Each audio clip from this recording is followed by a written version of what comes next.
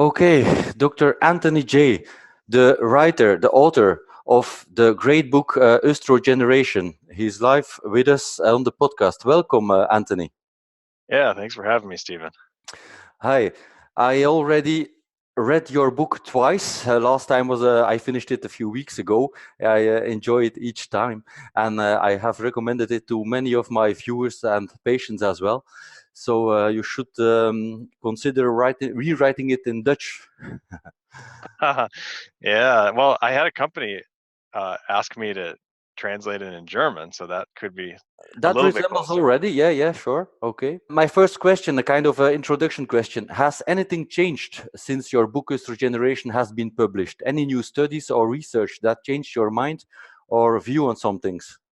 And if this is your first time here, make sure to subscribe so you can learn more about fitness and nutrition, hormones and anti-aging, all this to optimize your life overall. And hit that notification bell so you don't miss anything.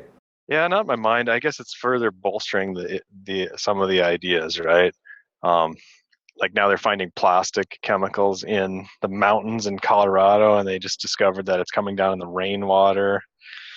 Of course, since I wrote my book, now they're making certain sunscreens illegal. And that's a huge change. So a lot of things have been changing, but they're all kind of in line with the stuff that I wrote about. It's just getting further. It's more recognized that these things are a bigger problem than we initially thought. Mm-hmm. My wife has read your book as well, and she said to me afterwards, "How can this man live anymore? Isn't he become some kind of paranoia now?" Yeah, right. Isn't that funny?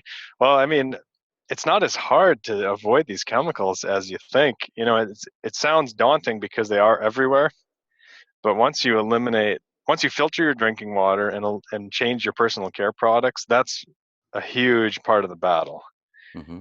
That's probably the biggest thing. Of course, some people are on birth control, so that's an issue. But I think the personal care products are probably the worst source in our everyday environments. And of course, now there's carpets being made from plastic. These polyester clothings and all this, and so that's contributing. But it's hard to determine how much is actually getting into our body from those things, whereas the personal care products, when we're rubbing them directly on our skin, there's no question. Sure. As you have written, there is a top 10 list, and if you start with that one, you're on your way, of course. Exactly.